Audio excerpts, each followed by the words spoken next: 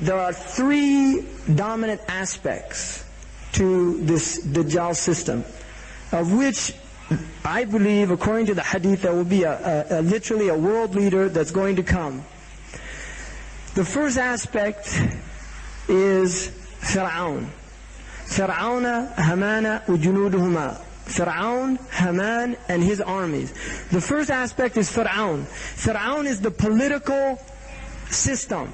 The political system is the Freemasonic constitutional system of separation of religion, of any form of religion, in the acts and decisions of the state system. In other words, morality is literally thrown out and Machiavellian principles are implemented, the principles based on efficiency and the benefit of the ruling elite. No other considerations are taken. If it means killing a lot of people, it means killing a lot of people. Lawrence Eagleburger, the Secretary of State, Acting Secretary of State of the United States, in Newsweek, when he was asked about the Bosnian matter, he said, this is a Greek tragedy. It has a beginning, it has an end, and a lot of people are going to die in between. That is a man who speaks Serbo-Croatian. He speaks Serbo-Croatian. He was the Yugoslavian ambassador. And he was there as Acting Secretary of State. They took Baker out, put him in as Acting Secretary of State when the whole Bosnian thing started, right? People didn't know he spoke Serbo-Croatian. I mean, this is complicity. And yet we hear the mouthing, the hypocrisy. The last 4 years they've been saying, if you do this again, we're really going to let you have it. We're going to have to get serious now. This is what President Clinton's been saying. It's what Bush said. We're going to get serious now. And this is it's again this game that they play with the Muslims. But we're in a deep trance, we're in a sleep. Now, the first aspect of political, embodied by the constitutional government, separation of religion and state, which is implemented now in the Muslim countries as well. You see, they say the state religion of Egypt is Islam. Then why then are young Muslims, whether they're political activists or not, if they grow a beard and they go to the masjid for Fajr, they're either followed by police or they're put in prison. If the state religion, according to the constitution of Egypt, is Islam, then why are Muslims persecuted for being Muslims? Why? This is a question we have to ask. The state religion, all the Muslim countries have in their constitution, the state religion is Islam. Then why do they treat the Muslims the way they do, whether they're politically active or not? I mean, I'm not going to get into a debate about harakat and what's right, what's wrong about it. I'm just talking about simple Muslims that grow a beard and want to pray in the masjid, they're persecuted. If you're an old man, you can go, it's not a problem. Once you're all bent over and they know you're not going to jihad threat or something like that, right? I mean, even your takbir is pretty weak. They're not worried about it anymore. It's called ajuz. They don't care about the Shaykh, that kind of Shaykh. They care about other type of Shaykh, not the old man. They're not worried about that. So this is the secularization of the world. This is what's happened.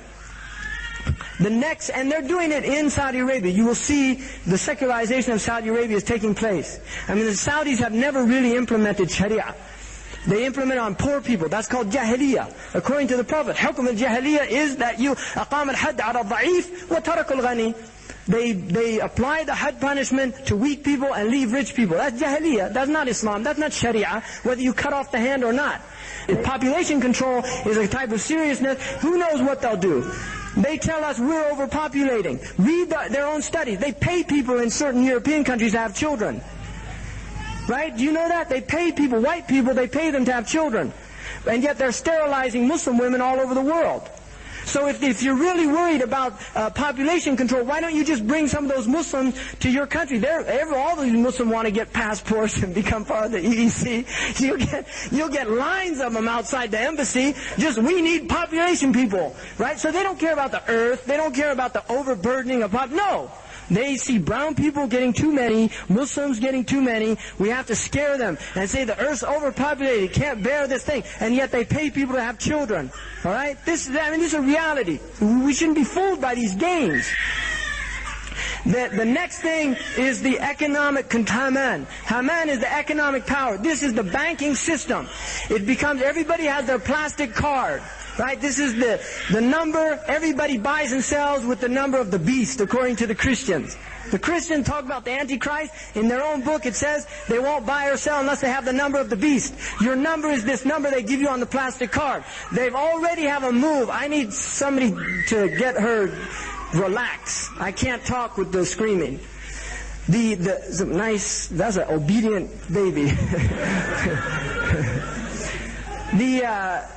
The next thing is the economic control.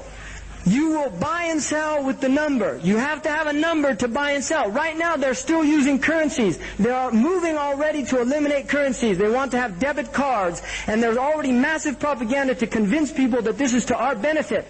If you think of the actual impact, and look, don't think this is, I'm fantasizing here. Seriously, this is happening before our very eyes.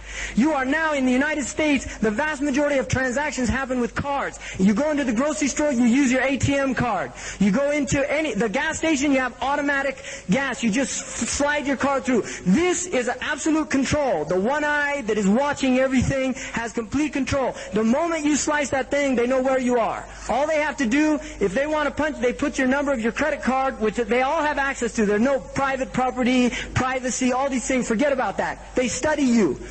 They know where you shop. They know what type of books you buy. If you buy, they'll trick you into buying these preferred reader cards and things. You go to a bookstore, so you want to join up with the preferred reader, and then whenever you buy a book, they literally print in the books you're buying and then turn the card.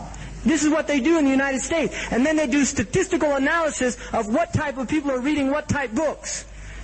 Because they want to know. The FBI in the United States, the Federal Bureau of Investigation, will check yearly what books were checked out in the entire United States with computer analysis.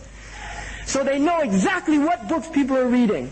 And then they see what type of segment. That's why statistics, they love statistics, because they can work out, see what type of people are reading political books, what type of people are reading pornography. Now they know. And when you download on these things, not you, and nobody should be, but these people downloading pornography on their computers, they know exactly what they're watching. They know what they're watching in their houses. Out of the 20 most downloaded things, 8 of them were pornographic things that they were doing. You see, this is their great technology. So they have all this wonderful, vast, extraordinary, complicated technology, and there are these people having virtual sex with their machines. I mean, this is asfal as-safilin. Look at what the shaitan does to human beings. Turn them into pathetic creatures in front of electronic impulses stimulating their neurological cells until they enter into this. I mean, this is pathetic. But this is their system. This is what it offers you. Virtual life, virtual philosophy, virtual religion, virtual communities, virtual sex. This is all, no, we want the real thing.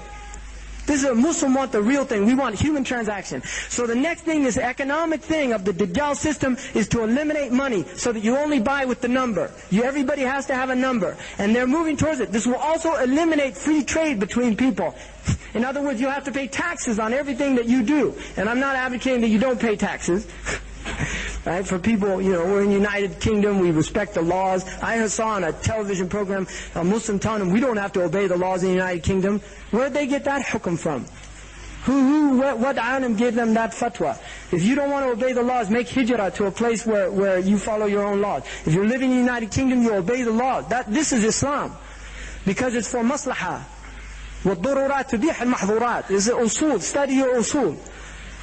But the point is that the economic system is being enacted within, I would say, Allahu A'lam, but within 10 to 20 years, the money, this type of money, they're working out night and day to find out ways of eliminating currency transactions between people. It's going to be hard, but this is what they want to do.